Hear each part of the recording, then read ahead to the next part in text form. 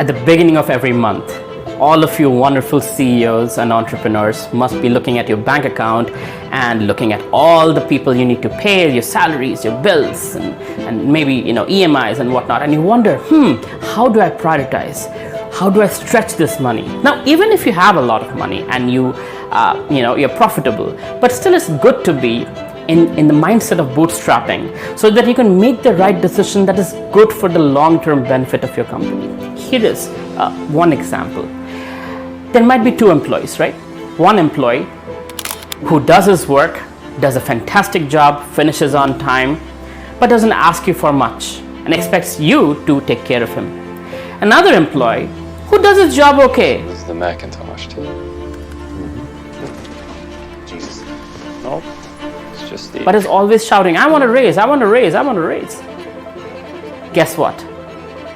The intuitive side of you would probably give more attention to the person who's asking for the raise and doing an okay job in the company, and might sometimes oversee the person who is adding value but doesn't ask for much. Important versus urgent. This is something we need to learn.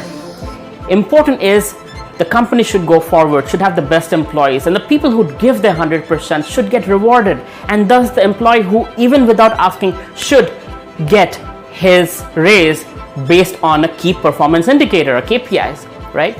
Versus the other person might be shouting a lot, but if their KPIs don't match, they might not deserve a raise, no matter how much they shout. So have proper systems in place in your company where you can make decisions based on what is best for your company in the long run. Now here's an example I'm going to give you. Real example, 1st April 2020. Pandemic just hit, and one of my mentors in Los Angeles, he writes to me saying, Avelo, I had 2,800 employees. He's a very successful entrepreneur, by the way, has 3 Ferraris, $160 million business. And he said, Avelo, I have 2,800 employees. I just fired 2,100 of them on 1st April. These 700 that I have with me, these are the core employees who I absolutely cannot live without, and I can sustain them over a 2-year period because I don't know how long the pandemic will be. But if I were to sustain the 2,800 employees, I could only do it for 6 months. And then I would be done with my company. I would be not able to pay anyone, and I would be done with my business. Guess what?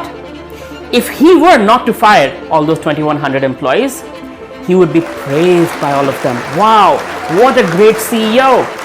He is not making money, but he's still paying us. And after 6 months, when he fires everyone and the company's down, they'll be like, what an idiot. Couldn't even maintain his own finances, couldn't keep the company, and we are now jobless.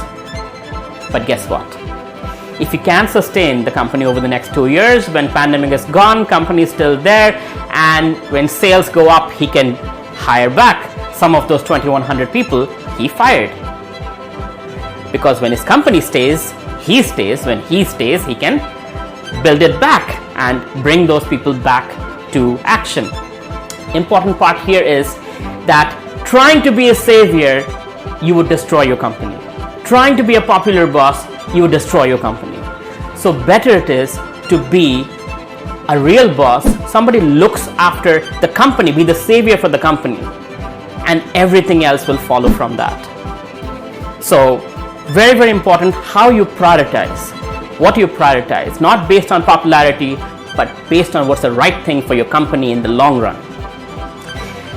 Thereby, as a CEO, you're more likely to succeed.